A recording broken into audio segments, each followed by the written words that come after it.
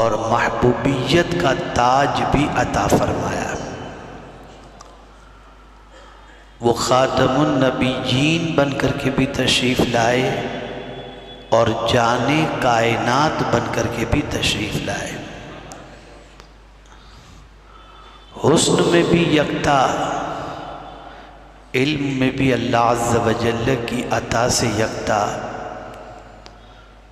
بلکہ کہنے والے نے سچ کہا کہ بعد از خدا بزرگ توئی قصہ مختصر۔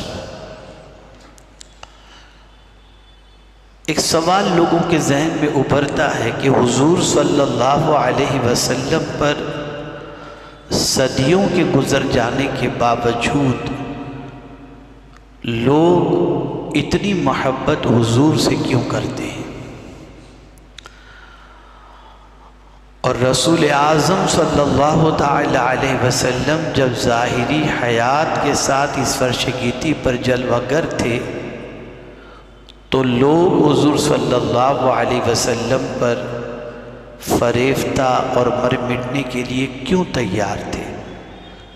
تو اسی کو قرآن نے منشن کیا ہے، اور قیامت تک کے آنے والے داعیان دین کو کرنے کے لیے ضروری ہے۔ وہ کون سا وصف ہے؟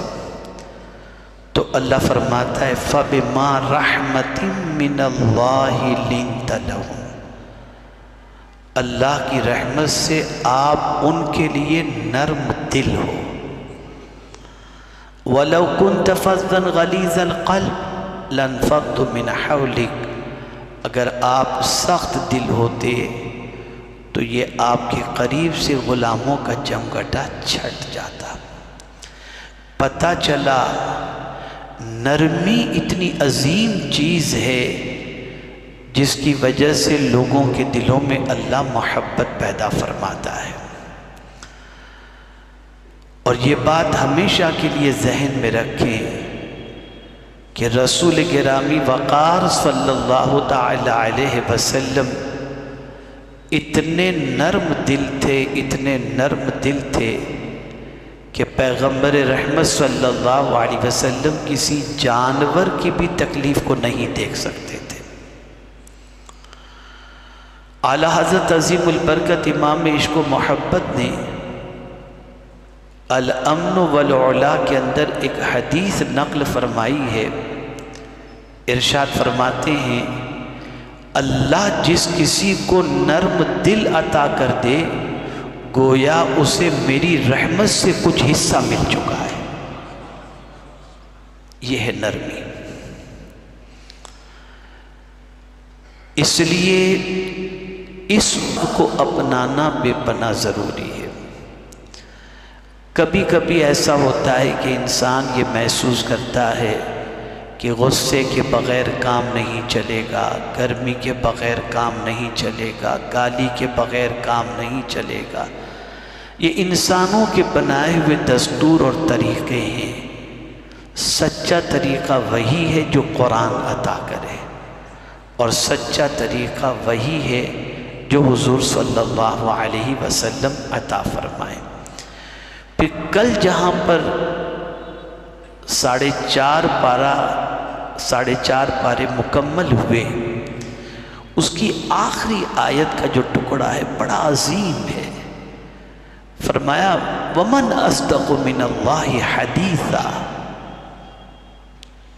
اللہ اکبر، اللہ سے زیادہ سچی بات کس کی ہو سکتی ہے؟ سب سے سچی بات میرے رب کی بات ہے۔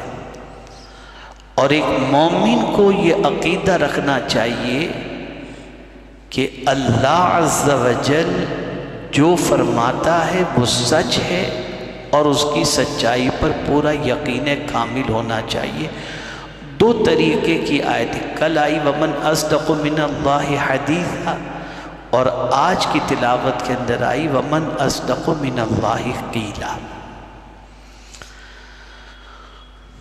اب جب ایک مومن کا عقیدہ ہے کہ اللہ کی بات سب سے سچی، تو مطلب یہ ہوا کہ جو وہ فرما رہا ہے ویسا ہی ہوگا، اگر تم اس کی بات کو سچی مانتے ہو تو اس نے جس کام کا بدلہ اور رزلٹ بتا دیا وہی اس کام کا رزلٹ ہوگا، اور جس کام کا رزلٹ صحیح بتایا اس کا صحیح ہوگا، جس کا رزلٹ غلط بتایا وہ غلط ہوگا۔ یعنی جزا اور سزا جو بتا دیا، انجام جو بتایا وہی ہوگا۔ تو ایک مومن کا یہ عقیدہ ہونا چاہیے۔ آج کی تلاوت کے اندر خاص طور پر دو مقامات پر ضمیر کو جھنجھوڑنے والی آیتیں آئیں۔ انسان بہت سارے گناہ کرتا ہے اور تصور کرتا ہے کہ یہ گناہ ہو گیا، لیکن قرآن کہتا نہیں، مَن یعمل سوءا یجز بہ، بدلہ ملے گا۔ جس نے بھی برا کیا اس برائی کا بدلہ اسے ملے گا۔ کوئی یہ سمجھے کہ میری برائی کے بدلے سے میں بچ جاؤں گا، قرآن نے کہا نہیں، سوءا یجز بہ۔ یہاں سے یہ بات سمجھ میں آئی کہ پروردگار جل جلالہ برائی کا بدلہ عطا فرماتا ہے، اور اسی لیے قرآن نے ایک مقام پر کہا ما اصابک من مصیبت فبما کسبت ایدیکم ویعفو عن کثیر، جو مصیبتیں تمہیں پہنچتی ہیں وہ تمہارے ہاتھوں کی کمائی ہے، اور بہت سارے گناہ تو اللہ یوں ہی معاف کر دیتا ہے، یوں ہی معاف کر دیتا ہے۔ اب یہاں میں ایک خاص بات آپ کو بتاؤں، ایک اللہ کے برگزیدہ بندے جب اس آیے کریمہ پر من یعمل سوءا یجز بہ پر پہنچے تو ان کے رونگٹے کھڑے ہو گئے، غور کرنے کے لیے بیٹھے۔ ان کی عمر تقریباً 62 سال کے قریب کی تھی۔ انہوں نے سوچا کہ اگر میں اپنی زندگی کا ایک دن کا ایک گناہ پکڑوں تو 365 دن تو ایک سال کے ہوئے، اور 62 سال میرے گزر چکے، اتنے گناہ، اب ان گناہوں کے ساتھ میں اپنے رب کے سامنے حاضر کیسا ہوں گا؟ آپ ذرا سوچئے۔ ایک بزرگ فرماتے ہیں کہ میں اگر اپنے گناہوں کے اعتبار سے ہر گناہ پر کنکر جمع کروں اپنے گھر کے اندر تو کنکریوں کا پہاڑ کھڑا ہو جائے۔ اور یہاں یہ حدیث ذہن کے اندر رکھیں، اسی سے ہمیں اپنے ایمان کا پتہ چلے گا کہ ہمارا ایمان کیسا ہے۔ رسول گرامی وقار صلی اللہ علیہ وسلم نے ارشاد فرمایا کہ مومن گناہ کو پہاڑ کی طرح سمجھتا ہے کہ میں اس کا بوجھ اٹھا نہیں سکتا، اور نہ اس کے گرنے پر میں اس کی تکلیف کو برداشت کر سکتا ہوں، پہاڑ کی طرح سمجھتا ہے ایک گناہ کو مومن پہاڑ کی طرح۔ اور منافق سرکار صلی اللہ علیہ وسلم فرماتے ناک پہ جیسے مکھی بیٹھی ہو یوں ہٹا دی، کوئی احساس نہیں۔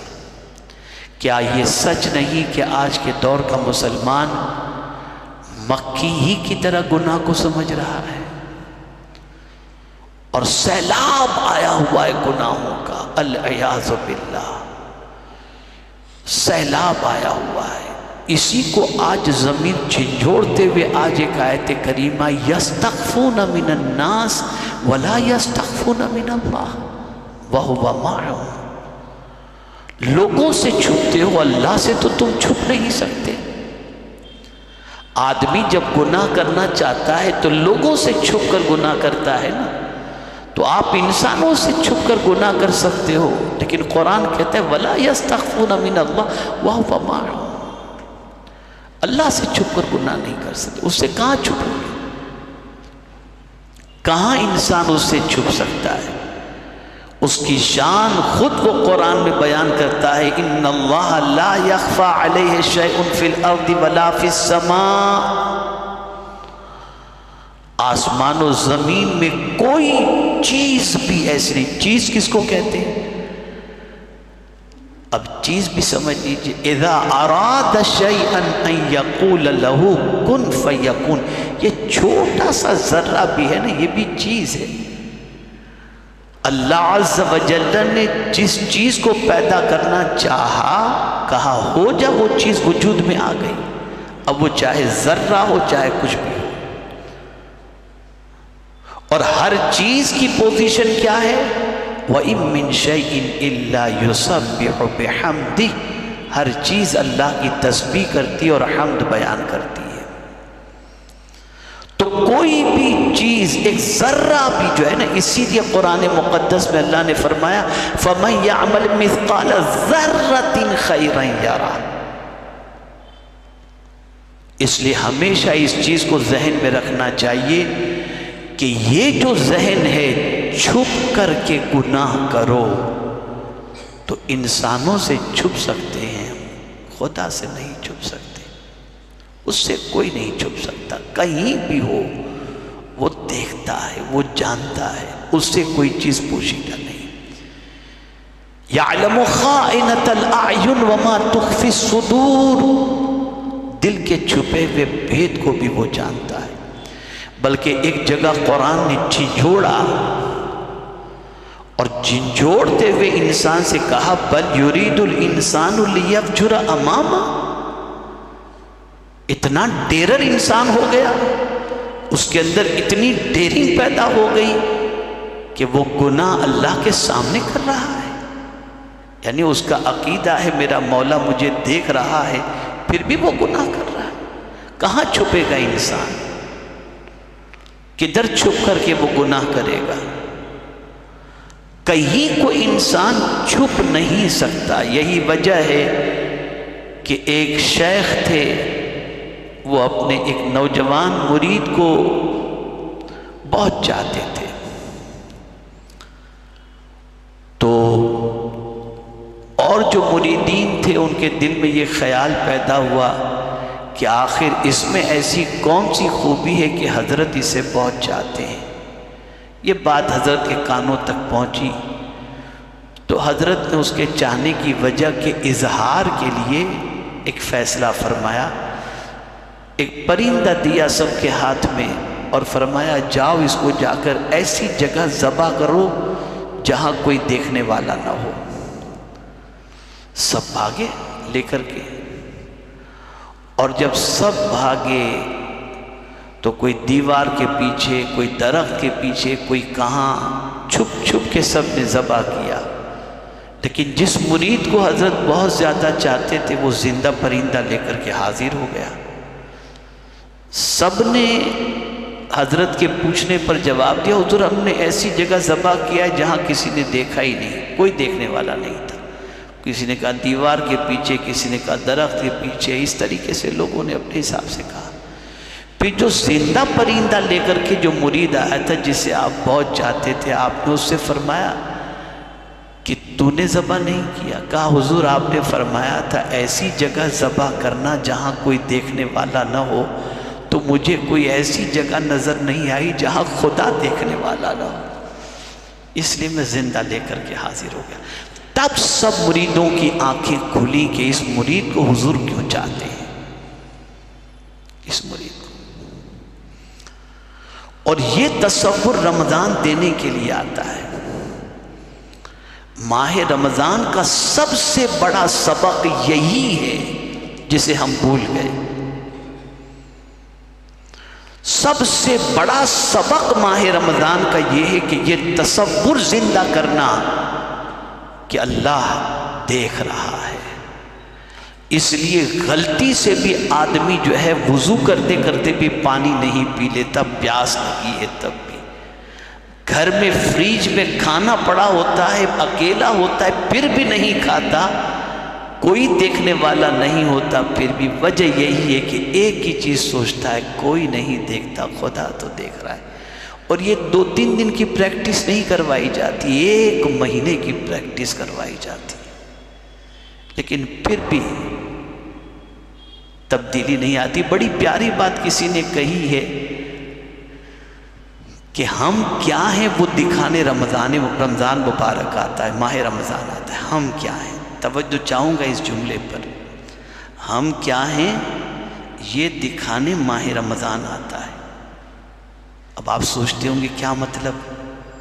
مطلب یہ ہے کہ شیطان تو قید کر دیا جاتا ہے، پھر ہم سے گناہ کیوں ہوتے ہیں؟ شیطان تو قید کر دیا گیا، پھر ہم سے گناہ کیوں ہوتے ہیں؟ تو گناہ ہونے کی وجہ ہمارا وجود جو گناہوں کا عادی بن چکا ہے اور نفس کے جو ہم غلام بن چکے ہیں، یہ چیز ہمارے اندر اتنی سرایت کر چکی ہے کہ اگر شیطان قید بھی کر دیا جائے تو ہم کسی شیطان سے معاذ اللہ آج کا انسان کم نہیں ہے، کم نہیں الا ماشاء اللہ. تو قرآن کہتا ہے یستخفون من الناس ولا یستخفون من اللہ وہو معہم، وہ ان کے ساتھ ہے. اللہ اکبر، وہ ان کے ساتھ ہے. یہی وجہ ہے کہ اس تصور نے صحابہ اولیاء کو ہمیشہ گناہوں سے بچنے میں مدد کی، اس تصور. اور یہی تصور ذہن سے اوجھل ہو چکا، جس کی وجہ سے چھوٹے گناہ تو چھوڑیے، آج تو کبیرہ گناہ کرنے کے اندر بھی آدمی ہچکچاتا نہیں. اللہ تعالیٰ اپنے حبیب صلی اللہ علیہ وسلم کے صدق و طفیل سب کی حفاظت فرمائے. 5ویں پارے کی آخری آیت، یہ بھی ضمیر کو جھنجھوڑنے کے لیے بڑی عظیم آیت کریمہ ہے اور بڑا عظیم درس اس کے اندر موجود ہے. اللہ ارشاد فرماتے ہیں ما یفعل اللہ بعذابکم، اللہ تم کو عذاب دے کر کیا کرے گا؟ کیا کرے گا اللہ تم کو عذاب دے کر؟ کیا وہ اپنی طاقت دکھانا چاہتا ہے؟ نہیں، وہ تو اتنی طاقت، اس کی اتنی طاقت ہے کہ تم آسمان دیکھو، زمین دیکھو، چاند دیکھو، سورج دیکھو، زلزلے دیکھو، سونامی دیکھو، یہ ساری چیزیں تو بتا دی کہ وہ کتنا طاقتور ہے. وہ اپنی طاقت کا اظہار تھوڑی کرنا چاہتا ہے نا. پھر اللہ تم کو عذاب دے کر کیا کرے گا؟ بس عذاب کا ریزن 2 چیزیں ہیں. ما یفعل اللہ بعذابکم ان شکرتم، اگر تم شکر کرو. جب ناشکری ہوگی عذاب آئے گا. اس کو قرآن نے ایک اور جگہ پر جمع کیا، لئن شکرتم لازیدنکم ولئن کفرتم ان عذابی لشدید.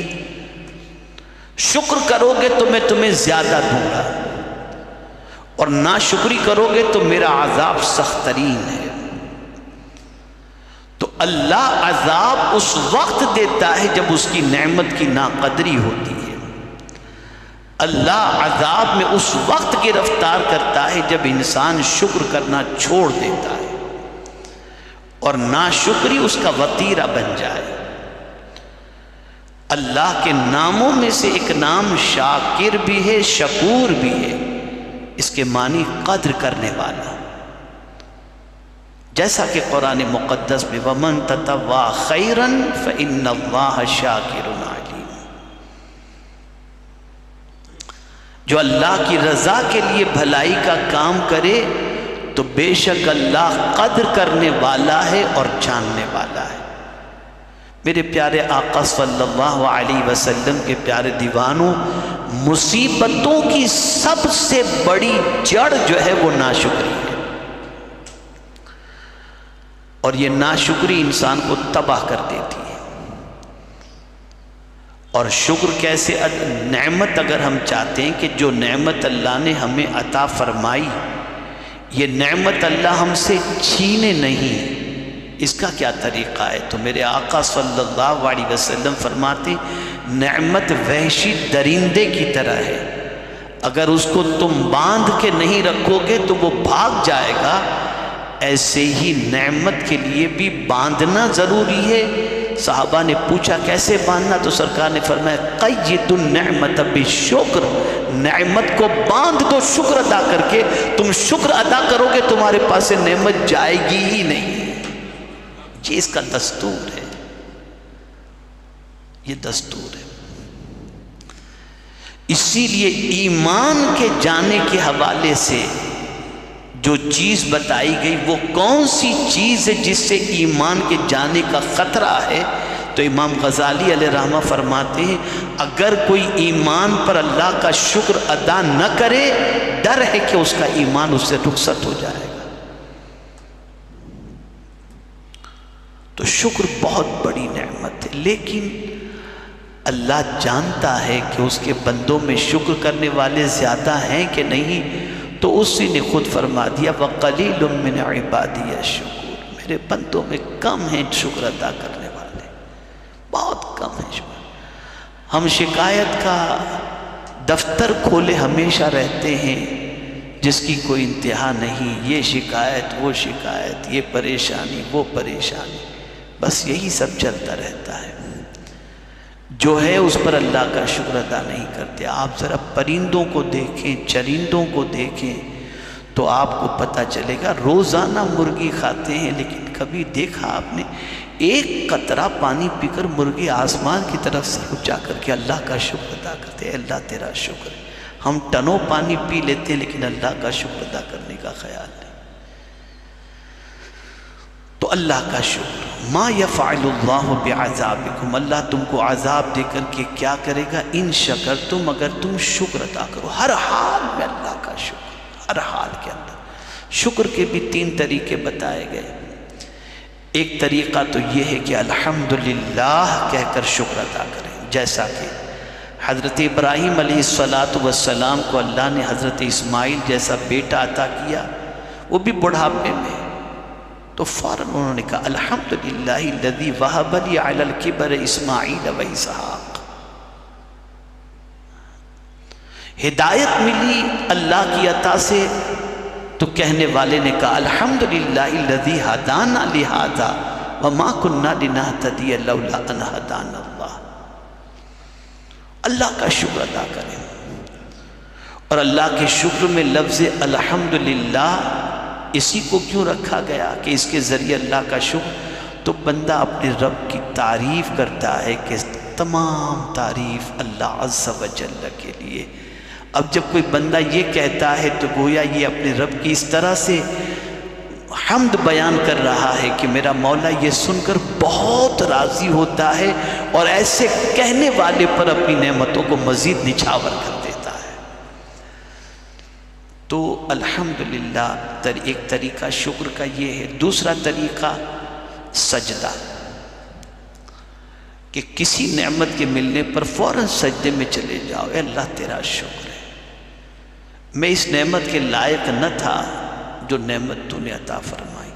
اور یہ بات بھی یاد رکھیں، حضرت جبریل امین علیہ السلام کے بارے میں موجود ہے کہ سرکار صلی اللہ علیہ وسلم فرماتے ہیں میں نے جب چاہا تب دیکھا مقام ملتزم پر جبریل کو لپٹے ہوئے اور یہ کہتے ہوئے اے اللہ تو نے جو نعمت دی ہے وہ نعمت زائل مت کرنا، وہ نعمت چھیننا نہیں۔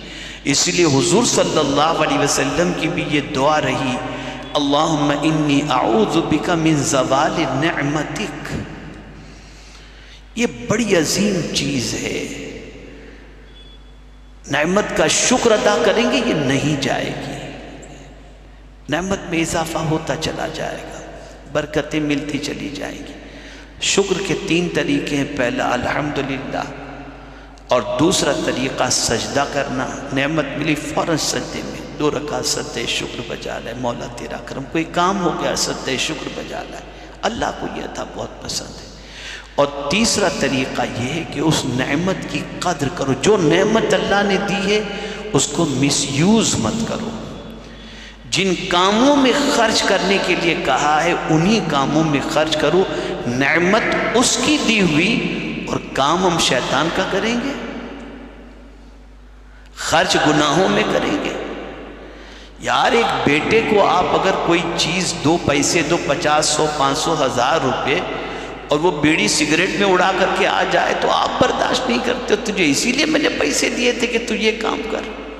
کبھی اس اینگل سے سوچو، اللہ ساری تمثیل سے پاک ہے لیکن میں صرف سمجھانے کے لیے کہتا ہوں، آپ اپنے بیٹے کو 1000 روپیہ دو، وہ ڈرگس کے اندر یا نشے میں یا شراب میں کسی چیز میں خرچ کر دے تو آپ گوارا نہیں کرتے، تو میرے کریم نے اتنی نعمتیں ہمیں عطا فرمائی ہیں، وہ بھی تو غیور ہے نا، وہ بھی دیکھ رہا ہے کہ اس کی نعمت کا ہم کہاں استعمال کر رہے ہیں۔ تو یاد رکھیں، شکر کا تیسرا طریقہ ہے نعمت کی قدر کرنا، کہ نعمت کو مس یوز نہ کرنا۔ جن کاموں کے اوپر خرچ کرنے کے لیے اس نے کہا ہے انہی کاموں میں خرچ کرنا۔ اور چھٹے پارے کی پہلی آیت تھوڑا سا میں اسے سمجھا دوں، چونکہ میں نہیں چاہتا کہ اس کا ترجمہ مجھ سے تھوڑا سا غلط ہو جائے، تو میں صحیح طریقے سے اس کے ترجمے کے ساتھ آپ کو سمجھا دوں۔ لا يحب اللہ الجہر بالسوء من القول الا من ظلم وکان اللہ سمیعا علیما۔ بہت غور سے سنیے گا، یہ سمجھنے والی بات ہے۔ اللہ پسند نہیں کرتا بری بات کا اعلان کرنا، مگر مظلوم سے، اور اللہ سنتا جانتا ہے۔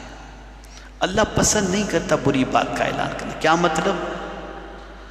آپ بیٹھے، اس کی غیبت، اس کی چغلی، اس کے خلاف یہ ساری چیزیں یہ پسند نہیں کرتا۔ لیکن اگر آپ پر کسی نے ظلم کیا ہے تو آپ کسی کو بتا سکتے ہیں کہ اس نے مجھ پر ظلم کیا۔ یہ بات وہ نہیں ہے جو اس کے اندر شمار کی جائے کہ کسی سے بری بات، کسی کی بری بات کسی سے کہنا، یہ نہیں۔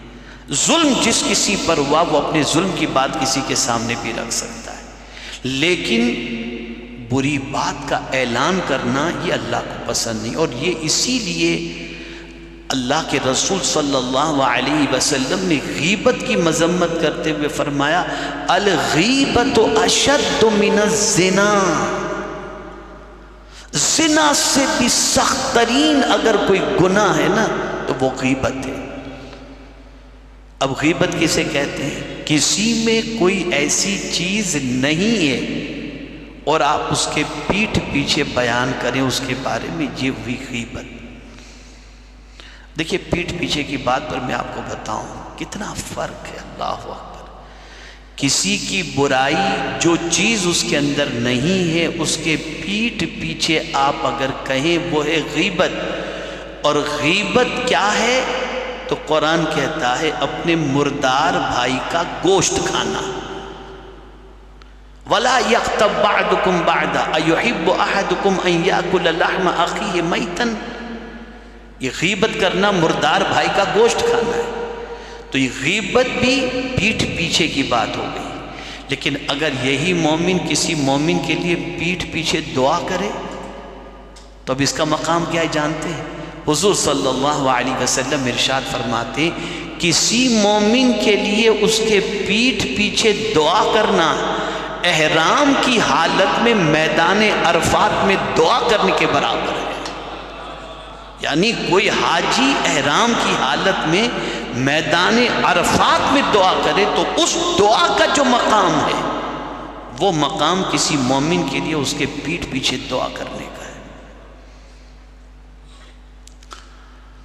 تو کسی بری بات کا اعلان اللہ کو پسند نہیں، اور ہمارے یہاں تو جو اللہ کو پسند نہیں معاذ اللہ لوگ وہی کرتے ہیں، اور جو اللہ کو پسند اس کو کرنے کے لیے کہاں لوگ تیار ہیں۔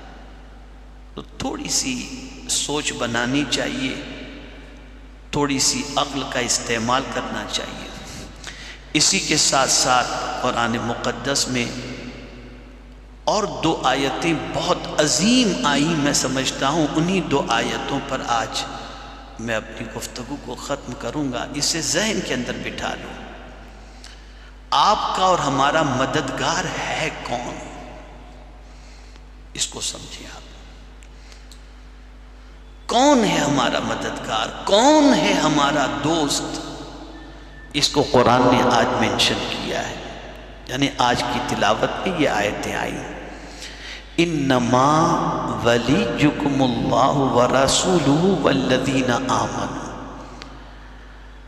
تمہارے دوست اللہ، اس کے رسول اور مومن ہیں۔ تمہارے مددگار اللہ اور اس کے رسول اور مومن ہیں۔ لیکن مومن میں بھی کیسے؟ وہ نہیں جو مومن کا دعویٰ کرتے نا، الذین یقیمون الصلاۃ ویؤتون الزکاۃ وہم راکعون، خالی دعویٰ کرنے والے نہیں، نماز قائم کرنے والے، زکوٰۃ دینے والے اور رکوع کرنے والے، اس سے مراد اولیاء ہیں۔ اس لیے کہ اولیاء نماز پڑھتے نہیں، نماز قائم کرتے ہیں۔ اولیاء زکوٰۃ دیتے ہیں، جماعت کی پابندی کرتے ہیں۔ یہ اللہ عز و جل کے فرمان کی روشنی میں یہ مددگار ہے، یہ مددگار ہے اور یہ بہترین دوست ہے۔ اور جس کسی نے ان سے دوستی کر لی، جس کسی نے ان کی محبت کا چراغ اپنے سینے میں روشن کر لیا، اب اس کی پوزیشن کیا ہوگی؟ تو پھر آگے کی آیت میں قرآن نے کہہ دیا وَمَن يَتَوَلَّ اللَّهَ وَرَسُولَهُ وَالَّذِينَ آمَنُوا فَإِنَّ حِزْبَ اللَّهِ هُمُ الْغَالِبُونَ۔ اب اسے کوئی مغلوب نہیں کر سکتا۔ جس نے اللہ اور اس کے رسول اور ایمان والے سے دوستی کر لی، محبت کر لی، یہ اللہ کا گروہ ہے اور یہ غالب رہنے والا گروہ ہے۔ ہمارا حال یہ ہے کہ دوستی کے لیے پہلے مال دیکھتے ہیں، بڑا عجیب معاملہ ہو چکا ہے۔ غریب اگر عبادت گزار بھی ہے، متقی اور پرہیزگار بھی ہے، خاطر میں آدمی نہیں لائے گا، نہیں لائے گا، بالکل نہیں لائے گا۔ وہ امیر لے جاتا ہے گناہوں کے دروازے پر، گناہوں کے راستے پر۔ آج کل ہماری سوسائٹی کے اندر اللہ رحم و کرم فرمائے، ایسی ایسی نئی چیزیں ایجاد ہو رہی ہیں شادیوں کے اندر کہ دیکھ کر ایسا لگتا ہے کہ شاید اب جو ہے وہ اس بند کو باندھنا بہت مشکل ہے۔ بڑی عجیب سچویشن ہو گئی۔ جب دوستی قرآن کے بتائے ہوئے لوگوں کے ساتھ کرنے کی بجائے فجار کے ساتھ دوستی کا معاملہ ہوا، معاملہ بگڑ گیا۔ اسی لیے قرآن نے کہا وَمَن يَتَوَلَّ اللَّهَ وَرَسُولَهُ وَالَّذِينَ آمَنُوا فَإِنَّ حِزْبَ اللَّهِ هُمُ الْغَالِبُونَ۔ تو جب کبھی دوستی کرنی ہو تو کیٹیگری یہ مت دیکھو کتنا پیسہ ہے، بنگلہ ہے، گاڑی ہے، لگزری لائف ہے، نہیں، مال نہ دیکھو، اعمال دیکھو۔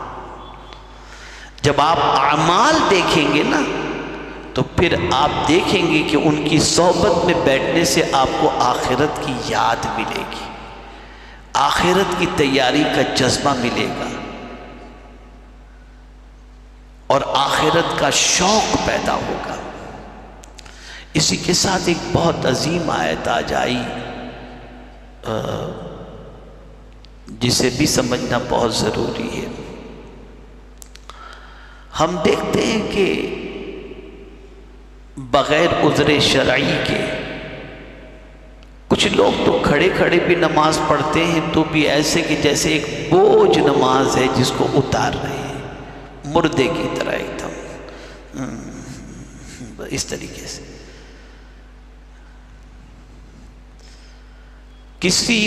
کسی کو کوئی عذر ہے اور وہ بیٹھ کر کرسی پر نماز پڑھتا ہے تو اس میں بھی خشوع اور خضوع ہونا چاہیے۔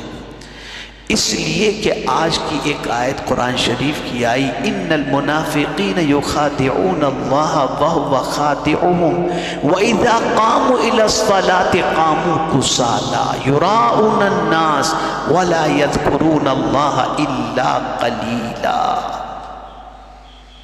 یہ دونوں صفتیں اگر اس وقت مسلمانوں میں آپ دیکھیں تو آپ کو پائی جائے گی۔ نماز پڑھیں گے تو مردے کی طرح سستی، ایک دم بالکل ایک دم چاق و چوبند ہو کر کے نہیں کہ رب کے حضور حاضر ہے، نا، ایک دم مردے اس طریقے سے۔ یہ نماز مومنوں کی نہیں، یہ منافق کی نماز ہے، یہ منافق کی نماز ہے۔ اور اسی کے ساتھ منافق اللہ کا ذکر بہت کم کرتا ہے. وَلَا يَذْكُرُونَ اللَّهَ إِلَّا قَلِيلًا، بہت مختصر اللہ کا ذکر کرتا ہے، بہت مختصر. میں نے کل جمعہ کی نماز کے بعد ایک کلپ میں نے بنائی، پتہ نہیں ساتھیوں نے وائرل کی کہ نہیں کی، 2-2.5 منٹ کی کلپ ہے. آقا کریم صلی اللہ علیہ وسلم نے ارشاد فرمایا کہ ماہ رمضان میں 4 چیزوں کی کثرت کرو. 2 چیزیں ایسی ہیں جس سے اللہ راضی ہوتا ہے، اور 2 چیزیں ایسی ہیں جس سے تم بے نیاز نہیں ہو سکتے. وہ 2 چیزیں جس کی کثرت سے اللہ راضی ہوتا ہے، اس میں پہلی چیز ہے کلمہ طیبہ اور دوسری چیز ہے استغفار. اس لیے ماہ رمضان میں حضور صلی اللہ علیہ وسلم فرماتے کلمہ طیبہ کی کثرت کرو اور استغفار کی کثرت کرو. یہ 2 چیزوں سے اللہ بہت راضی ہوتا ہے. اور 2 چیزوں سے تم بے نیاز نہیں ہو سکتے. وہ 2 چیزیں کون سی ہیں؟ جنت کا سوال کرو اور جہنم سے پناہ مانگو. اس کو یوں پڑھا جا سکتا ہے لا الہ الا اللہ محمد الرسول اللہ استغفر اللہ اسألک الجنہ واعوذ بک من النار. یہ آپ پڑھیں، کثرت کریں، وضو بے وضو پڑھتے رہیں اس کو. آپ مومن تو اللہ کا ذکر کثرت سے کرتا ہے. اور صدیق اکبر رضی اللہ تعالیٰ عنہ کا اللہ کے ذکر کے حوالے سے جو جملہ ہے بڑا دل کو جو ہے وہ ذکر الہی کی طرف مائل کرنے والا. ارشاد فرماتے ہیں مجھے پتہ چل جاتا ہے میرا رب جب مجھے یاد کرتا ہے. پوچھا گیا کیسے؟ کہا قرآن نے کہا فَاذْكُرُونِي أَذْكُرْكُمْ، میں جب اپنے رب کا ذکر کرتا ہوں تو میرا مولا مجھے بھی یاد کر لیتا ہے.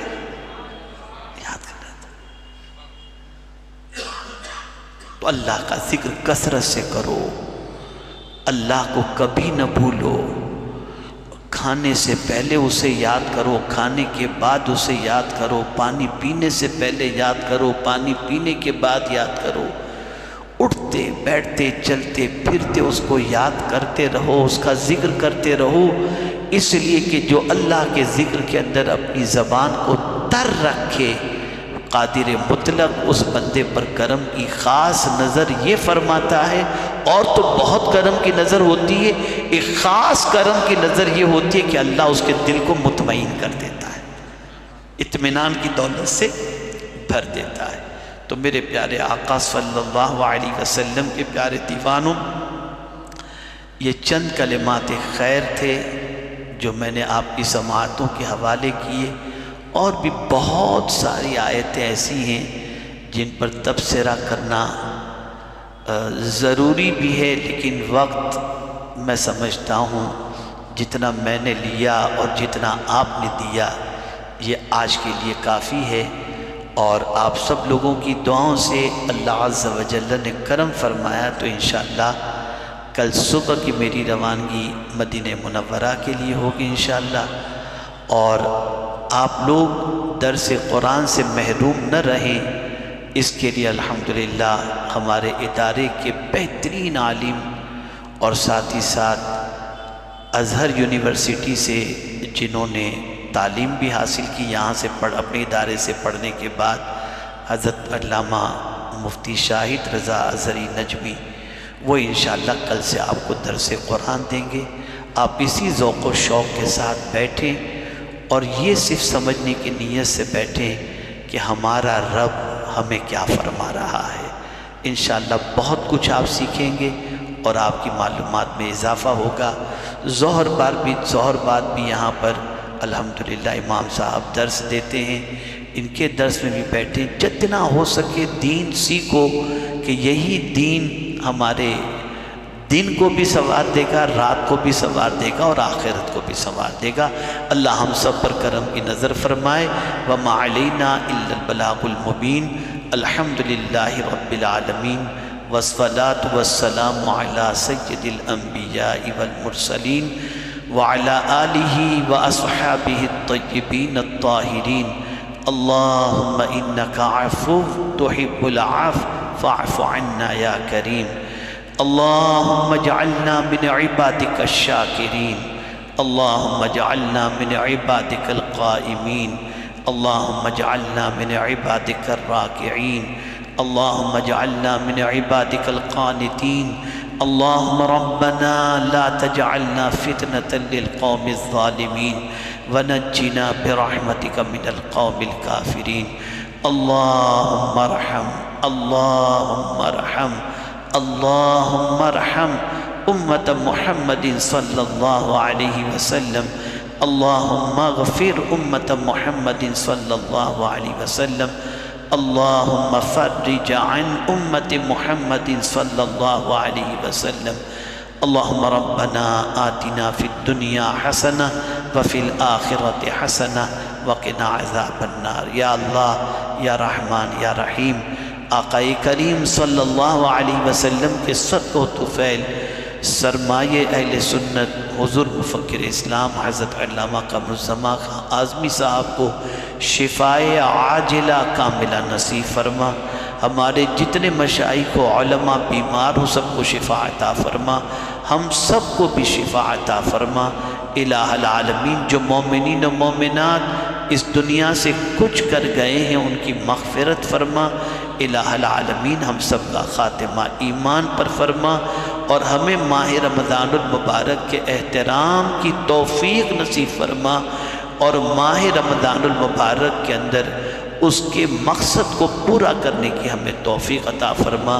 اس ماہ مبارک کے جانے سے پہلے ہمیں متقی بنا دے، ذاکر بنا دے، شاکر بنا دے، عبادت گزار بنا دے، قاری قرآن بنا دے۔ میرے مولا ہم سب کو ہر قسم کے گناہوں سے بچنے کی توفیق نصیب فرما، اور جو گناہ ہو گئے ہوں اور یقیناً ہم گنہگار ہیں، سرتپا خطا کار ہیں، تو نے یہ بخشش کا مہینہ عطا فرمایا، ہم سب کی بھی بخشش فرما دے۔